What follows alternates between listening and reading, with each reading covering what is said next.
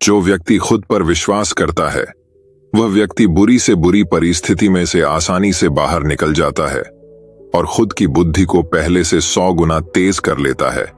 बस खुद पर यकीन रखो और अपनी परिस्थिति से लड़ते रहो। खुद पर विश्वास के ऊपर का एक रहस्य और बुद्धि को पहले से 100 गुना तेज कैसे बनाएं, इसके पीछे का एक रहस्य हम आज के इस वीडियो में कहानियों के माध्यम से जानेंगे। तो बिना देर किए चलिए उन कहानियों की शुरुआत करते हैं। पहली कहानी, बुद्धिमान व्यक्ति के 12 लक्षण। बुद्धिमान व्यक्ति वह है जो सही समय पर सही निर्णय लेता है, सही काम करता है और सही समय पर सही बात कहता है। बुद्धि स्कूल या कॉलेज में नहीं मिलती, वहां ज्ञान मिलता है, लेकिन ज्ञान को व्यवहारिकता में लाना ही बुद्धिमत्ता कहलाती है। जो व्यक्ति जीवन में कठिन से कठिन परिस्थितियों का भी समाधान ढूंढ लेता है वही बुद्धिमान कहलाता है। एक समय की बात है, बुद्ध के कुछ शिष्य इस बात पर बहस कर रहे थे कि बुद्धिमान व्यक्ति कौन है, उसके लक्षण क्या हैं और वे कौन सी आदतें हैं जो उसे बुद्धिमान बनाती हैं। काफी देर तक बहस करने के बाद जब वे एक दूसरे के उत्तरों से संतुष्ट नहीं हुए तो उन्होंने अपने बुद्ध के पास जाने का फैसला किया। वे सभी अपने बुद्ध के पास पहुंचे और उन्हें अपना प्रश्न बताया। बुद्ध शिष्यों का प्रश्न सुनकर मुस्कुराए और बोले, बुद्धिमान व्यक्ति को कहा जाता है, बुद्धिमान अपने कुछ गुणों के कारण बुद्धिमान व्यक्ति में ये 12 गुण पाए जाते हैं। पहला गुण, बुद्धिमान लोग अपने मन का रहस्य किसी को नहीं बताते। बुद्धिमान लोग जानते हैं कि जो व्यक्ति आज हमारा मित्र है वह मेरा शत्रु बन सकता है, इसलिए ये अपनी निजी बातें, अपनी कमजोरियां और अपने राज किसी को नहीं बताते। लेकिन ज्यादातर लोग अपने मन की बात करते हैं, अपने घर और उन बातों के बारे में बात करते हैं जिन्हें उन्हें गुप्त रखना चाहिए था। वे उन बातों को अपने दोस्तों, रिश्तेदारों और पड़ोसियों को भी बताते हैं और फिर जब बुरा समय आता है तो उन्हें धोखा मिलता है और फिर ये लोग इसके लिए दूसरों को दोषी ठहराते हैं। बुद्धिमान व्यक्ति का दूसरा गुण यह है कि बुद्धिमान लोग हर किसी से बात करते हैं। वे ऐसा करते हैं ताकि हर किसी को सीखने का अनुभव मिल सके। वह समझते हैं कि किसी भी क्षेत्र में एक सफल व्यक्ति ही समझा सकता है। यह कुछ ही मिनटों में इसे स्वयं सीखने में 19 साल लगेंगे। एक बुद्धिमान व्यक्ति दूसरों की सफलता के साथ साथ उनकी विफलता से भी सीखने की कोशिश करता है और यही वास्तव में सीखने लायक है, क्योंकि अगर कोई यह पता लगा सकता है कि ऐसी कौन सी चीजें हैं जो काम नहीं करती हैं, तो उसके सभी ध्यान और प्रयास उन चीजों पर केंद्रित होगा जो वास्तव में काम करती हैं और वह उसे उसके लक्ष्य तक ले जा सकता है। तीसरा गुण, बुद्धिमान लोग दूसरों को तभी बताते हैं जब कार्य पूरा हो जाता है, जबकि मूर्ख काम शुरू होने से पहले ही उसके बारे में डींगे हाँकते थे। बुद्धिमान लोग समझते हैं कि काम के बारे में बार बार बात करने से आग ठंडी हो जाती है। उस कार्य को पूरा करने के लिए हमारे अंदर इसके साथ ही यह भी समझने की बात है कि ऐसे व्यक्ति को अपने भविष्य के कार्यों के बारे में बताने का क्या मतलब है जो हमारे उस काम का हिस्सा नहीं है। और अगर गलती से हमने उस व्यक्ति को अपने कार्यों के बारे में बता दिया जो हमारा भला नहीं चाहता है, तो वह पूरी कोशिश करेगा कि हम अपने काम में सफल न हों। इसीलिए बुद्धिमान व्यक्ति शत्रुओं के षड्यंत्रों से बचता है और काम में आने वाली बाधाओं से बचता है। काम खत्म होने से पहले किसी को नहीं बताता और अचानक अपना काम पूरा करके सभी को आश्चर्यचकित कर देता है। इसलिए ऐसे व्यक्ति से सभी डरते हैं और सभी उसका सम्मान करते हैं। चौथा गुण, बुद्धिमान लोग अफवाहों पर विश्वास नहीं करते, ना ही ये किसी की बातों पर आंख मूंद कर विश्वास करते हैं। ये अपनी बुद्धि और ज्ञान के बल पर चीजों को परखते हैं। ये सच्चाई की गहराई में जाकर और उसे अच्छे से समझने के बाद ही फैसला लेते हैं। चाहे सामने वाला कितनी भी मीठी मीठी बातें कर ले, चाहे कितनी भी कोशिश कर ले, लेकिन एक बुद्धिमान व्यक्ति तब तक उसकी बातों पर विश्वास नहीं करता जब तक उसे सामने वाले की कथनी और करनी में समानता नजर नहीं आती। सीधे शब्दों में कहें तो एक बुद्धिमान व्यक्ति एक तार्किक व्यक्ति भी होता है, यानी वह केवल तथ्यों और सबूतों पर भरोसा करता है। वह केवल जो देखता है और जो सुनता है उस पर विश्वास करता है। वह लोगों के शब्दों के बजाय उनके कार्यों पर ध्यान देता है। इसलिए ऐसे व्यक्ति को धोखा मिलने की संभावना कम से कम होती है। पांचवां गुण, बुद्धिमान लोग हर काम अपने समय के अनुसार करते हैं। वे अपने खाली समय का भी उपयोग करते हैं और इसके लिए वे सबसे महत्वपूर्ण काम करते हैं। बुद्धिमान लोग समय को ध्यान से अधिक महत्व देते हैं। क्योंकि वे इस बात को अच्छी तरह से समझते हैं कि इस दुनिया में समय ही एकमात्र ऐसी चीज है जो सीमित है और जिसे किसी भी तरह से बढ़ाया नहीं जा सकता है। इसीलिए वह अपने हर काम की एक सूची रखता है और उसे समय पर पूरा करने का प्रयास करता है। बुद्धिमान लोग जीवन में आलस्य और टालमटोल को अपना सबसे बड़ा दुश्मन मानते हैं। इसलिए वे कभी भी खुद को इन दो आदतों का शिकार नहीं होने देते। किसी काम को टालना कभी भी इंसान को आगे नहीं बढ़ने देता। यह एक मानसिक बीमारी है जो आजकल ज्यादातर लोगों में पाई जाती है और यही उनकी असफलता का सबसे बड़ा कारण है। छठा गुण यह है कि उन्हें किसी से कोई शिकायत नहीं होती है। वे समझते हैं कि मनुष्य गलतियों से बना है, इसलिए वे लोगों को माफ कर देते हैं। एक बुद्धिमान व्यक्ति दूसरे व्यक्ति को वैसे ही स्वीकार करता है जैसे वह है, क्योंकि यह भी समझता है कि दुनिया में हर व्यक्ति एक दूसरे से अलग है, इसलिए हर किसी की सोच और व्यवहार एक जैसा नहीं हो सकता। वे लोगों की सोच और व्यक्तिगत स्वतंत्रता का सम्मान करते हैं। वे सभी को अपनी बात रखने का मौका भी देते हैं और वे जो कहते हैं उसे ध्यान से सुने। सातवां गुण बुद्धिमान लोगों का सातवां गुण यह है कि वे असफल होने के बाद हार नहीं मानते, बल्कि उसे अपना हथियार बनाते हैं और उससे सीख लेकर फिर से अपने काम में लग जाते हैं। वे कभी भी अतीत की सफलता पर निर्भर नहीं रहते और न ही हमेशा उनकी प्रशंसा करते हैं, क्योंकि वे अच्छी तरह से जानते हैं कि कल है और भविष्य में उन्हें वही मिलेगा जिसके लिए वे आज काम करते हैं। असफलताएं बुद्धिमान लोगों को कुछ समय के लिए दुखी कर सकती हैं, लेकिन वे ऐसा कर सकते हैं, उन्हें विचलित न करें, क्योंकि बुद्धिमान लोग अच्छी तरह जानते हैं कि असफलता क्या है। सफलता से पहले सीखे गए सबक के अलावा कुछ नहीं, जो उन्हें उनकी गलतियों और कमियों के बारे में बताता है, जिससे सीख कर वे अगली बार और अधिक सटीकता से प्रयास कर सकते हैं। अर्थात बुद्धिमान लोग असफलताओं को सीखने का अवसर मानते हैं और इस अवसर का उपयोग करने का प्रयास करते हैं। आठवां गुण बुद्धिमान लोगों की आदत होती है कि जब चीजें योजना के अनुसार नहीं होती हैं, तब भी वे इसके लिए दूसरों को दोष नहीं देते हैं, बल्कि अपने अंदर झांकते हैं और उनकी गलतियों को जानने का प्रयास करें। वे उस कार्य को पूरा करने के लिए और अधिक मेहनत करने की कोशिश करते हैं। बुद्धिमान लोग कभी भी दोष देकर बचने की कोशिश नहीं करते हैं, बल्कि अगर उनसे कोई गलती हुई है तो बिना किसी डर और शर्म के सबके सामने अपनी गलती स्वीकार कर लेते हैं, क्योंकि वे समझते हैं कि गलती स्वीकार करने के बाद ही ऐसा हो सकता है सुधारा जाए, बल्कि एक सामान्य व्यक्ति अपनी गलती का दोष दूसरों पर मढ़कर बचने की कोशिश करता है, ताकि वह कभी भी अपनी गलती सुधार कर आगे न बढ़ सके। साथ ही ऐसा व्यक्ति अपने जीवन की असफलताओं के लिए हमेशा दूसरों को जिम्मेदार ठहराता रहता है और कभी भी अपने अंदर झांकने की कोशिश नहीं करते। नौवां गुण बुद्धिमान लोग खुद से बात करते हैं। दरअसल बुद्धिमान लोग अधिक चिंतनशील होते हैं। वे बहुत सोचते हैं, लेकिन उनकी सोच काल्पनिक नहीं होती है और न ही वह अतीत के किसी विचार के बारे में बार बार सोचते रहते हैं। वे एक खोजने की सोच रहे हैं, किसी समस्या के समाधान के बारे में। वे तब गहराई से सोचते हैं जब वे चिंतन और मनन कर रहे होते हैं। वे उस दौरान खुद से बातें करते हैं, क्योंकि इस दौरान उनका दिमाग बहुत तेजी से काम कर रहा होता है और वे चीजों के बारे में बहुत गहराई से सोचते हैं। 10वां गुण बुद्धिमान लोग भविष्य के बारे में सोचते हैं और वर्तमान में बात करते हैं। वे तब तक अपना आपा नहीं खोते जब तक कोई अपनी सीमा नहीं पार कर जाता और सभी के साथ सम्मान से पेश आते हैं।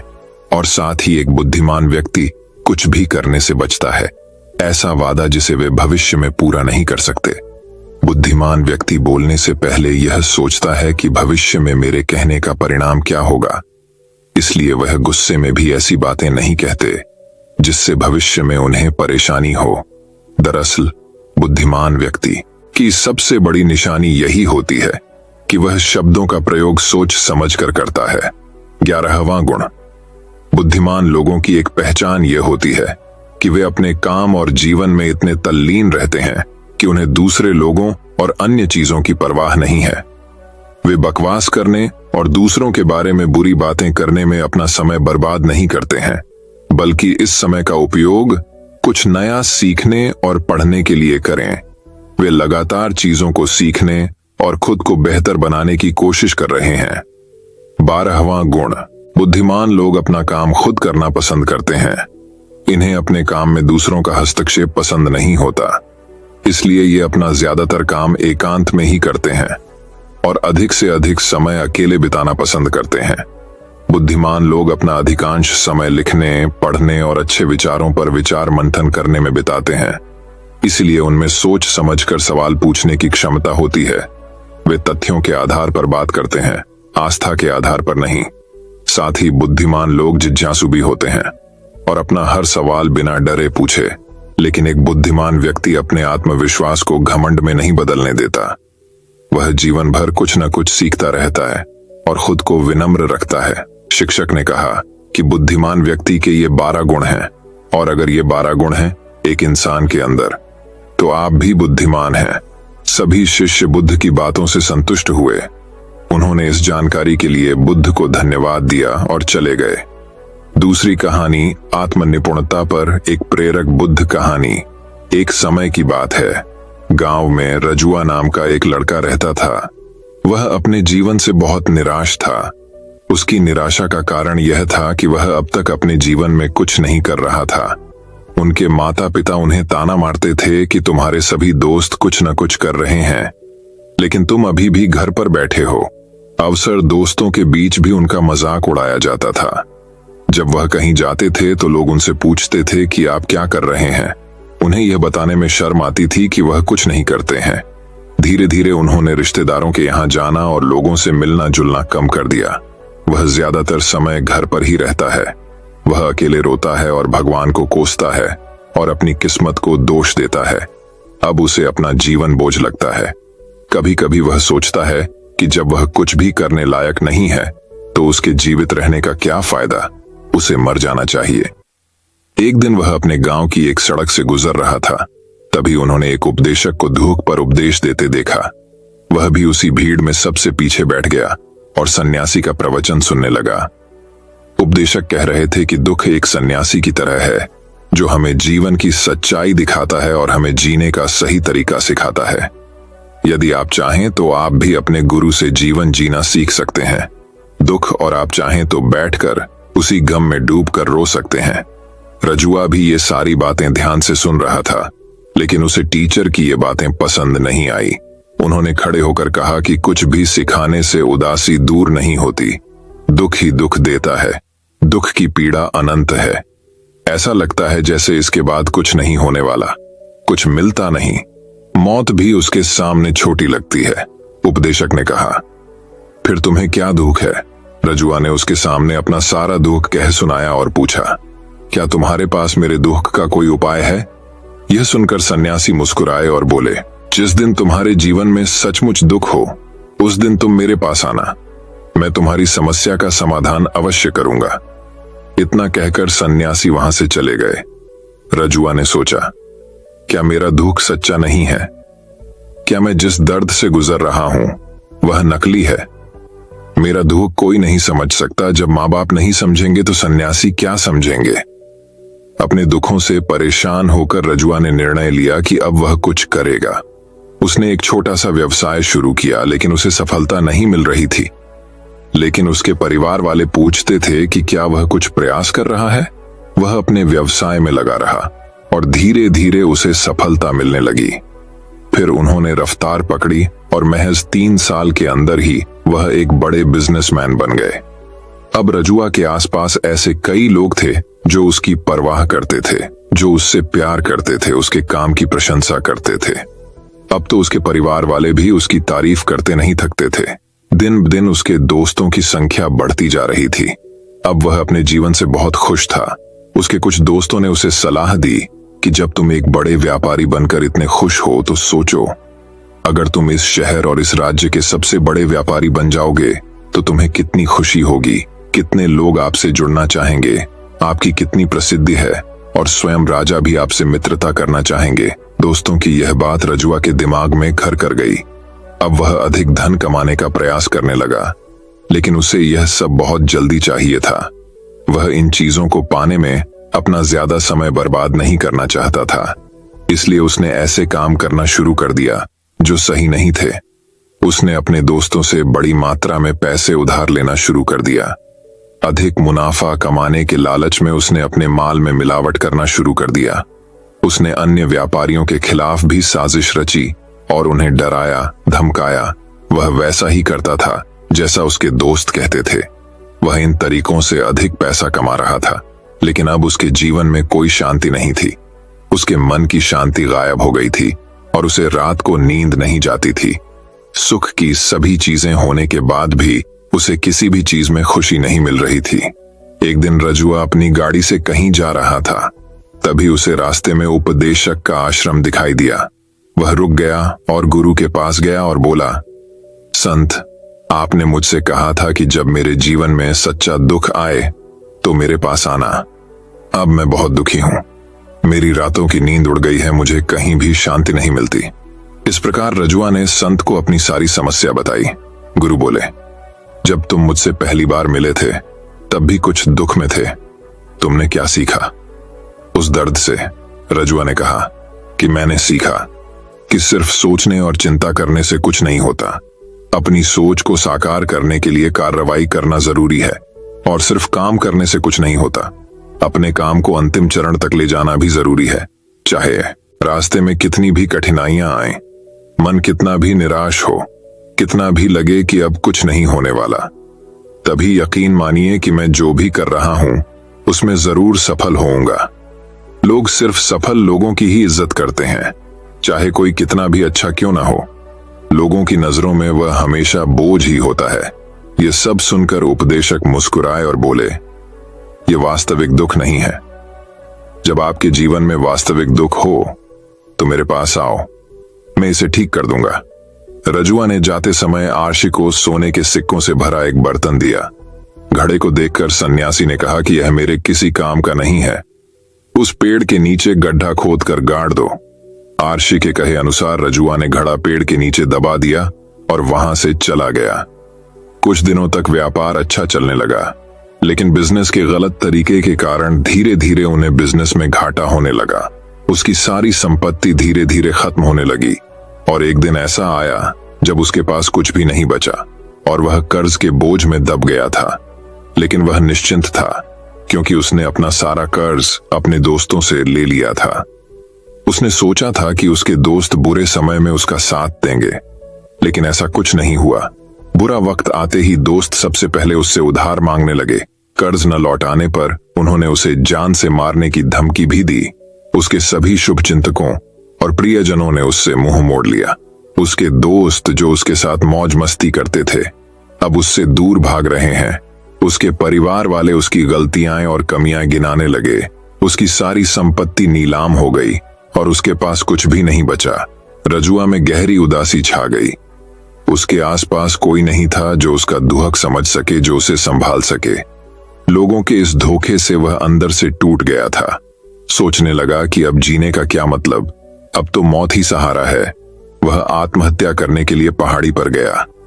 तब उसे याद आया कि सन्यासी ने उससे कहा था कि जब तुम्हारे जीवन में कोई वास्तविक दुहक हो तो मेरे पास आना। रजुआ आरशी के पास गया और अपनी सारी व्यथा बताई। आंखों में आंसू भरते हुए उसने कहा, ऋषि, कृपया मेरे दुख का निवारण करें। सन्यासी ने कहा कि जब तुम्हें जीवन में वास्तविक दुख हो तो मेरे पास आना, मैं उसे अवश्य ठीक कर दूंगा। रजुआ ने कहा कि इस समय मेरे जीवन में जो हो रहा है वह दुख नहीं है। आखिर वास्तविक दुख क्या है? आरशी, सबसे पहले आप मुझे बताओ, तुमने अपने कह से क्या सीखा? रजुआ ने कहा कि मैंने सीखा है कि जो लोग हमारी सफलता और प्रगति के कारण हमारे जीवन में आए हैं वे निश्चित रूप से हमें धोखा देंगे, क्योंकि वे बुरे समय में हमारे साथ नहीं खड़े होंगे। वे केवल हमारा फायदा उठाएंगे, अच्छे समय में और बुरे वक्त में हमारा साथ छोड़ देते हैं। भरोसा उन्हीं लोगों पर करो जो हमारे बुरे वक्त में हमारा साथ देते हैं, लेकिन ऐसे लोग बहुत कम होते हैं।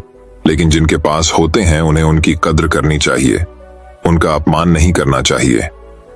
मैंने यह भी सीखा कि कभी भी किसी के खिलाफ साजिश नहीं करनी चाहिए।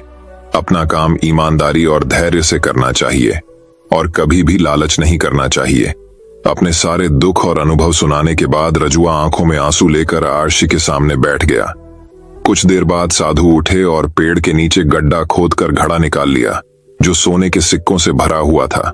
उसने उसे रजुआ को दे दिया और कहा कि जब तुम्हारे जीवन में वास्तविक दुख हो तो मेरे पास आना। रजुआ ने अपने सन्यासी को धन्यवाद दिया और उन्हें प्रणाम किया और चला गया। उसने उन पैसों से एक छोटा सा व्यवसाय शुरू किया। अब वह भी खुश है। उसने लगन और ईमानदारी से व्यापार किया। जल्द ही वह अपने शहर का एक बड़ा व्यापारी बन गया। उसका जीवन खुशियों और सुविधाओं से भरा था। लेकिन कोई कितना भी अच्छा क्यों ना हो और कितना भी अच्छा दान पुण्य करता हो, लोगों की मदद करता हो, लेकिन जीवन में दुख आता ही है, तो रजुआ के जीवन में भी दुख आता है। अपने माता पिता की मृत्यु के रूप में उन दोनों की मृत्यु एक ही दिन हुई थी। जुआ अपने माता पिता से बहुत प्यार करता था, इसीलिए उनकी मृत्यु से उसे बहुत दुख हुआ। वह दोनों के शवों को श्मशान ले गए, जहां उनका अंतिम संस्कार किया गया। वहां उसने अपने माता पिता का शव जलते हुए देखा तो उसका मन बेचैन हो गया। उसके मन में कई प्रश्न उठने लगे। वह घर वापस आ गया तो उसने अपने माता पिता के घर और संपत्ति की ओर देखा, जिसके लिए उसके पिता हमेशा लड़ते रहे। आज वह वीरान पड़ी है। जिन्होंने इसकी देखभाल की, जिन्होंने इसके लिए संघर्ष किया, वे इस दुनिया से चले गए। उसके पिता ने जो भी कमाया वह सब यहीं छूट गया। एक दिन पहले तक उसके पिता अपनी संपत्ति के लिए किसी से भी लड़ते रहते थे। आज वह खुद इस दुनिया से चले गए। ऐसे कई विचारों का बवंडर उनके दिमाग में चल रहा था। वह अंदर से अकेला और डरा हुआ महसूस कर रहा था। उसे खालीपन महसूस हो रहा था। उसे लगा कि कुछ तो है जो वह समझ नहीं पा रहा है। इसलिए वह आर्शी के पास गया। उसे देखते ही आर्शी ने कहा कि क्या जीवन में कोई दुख है? रजुआ ने कहा, वैसे तो जीवन में कोई दुख नहीं है मालिक, सब खुश है, सब कुछ अच्छा चल रहा है। लेकिन आज मेरे माता पिता की मृत्यु हो गई है। मैं इस घटना से बेहद दुखी और परेशान हूं। गुरु ने कहा, इसमें दुखी होने की क्या बात है? एक दिन सभी के प्रियजनों को मरना है। न कोई कभी जीवित रहा है और न कभी जीवित रहेगा। एक दिन तुम्हें भी मरना है। हो सकता है तुम कल ही मर जाओ या तुम आज भी मर सकते हो। रजुआ ने कहा, आप क्या कह रहे हैं मास्टर? मैं भी मर जाऊंगा, लेकिन मैं अभी जवान हूं। गुरु ने कहा कि हर कोई इस भ्रम में जी रहा है कि मौत केवल दूसरों को आती है, बड़े लोगों को आती है, लेकिन जवान बूढ़ों से पहले मर जाते हैं, बच्चे मर जाते हैं। मृत्यु का किसी की उम्र से कोई लेना देना नहीं है, कि सभी को प्रभावित करती है।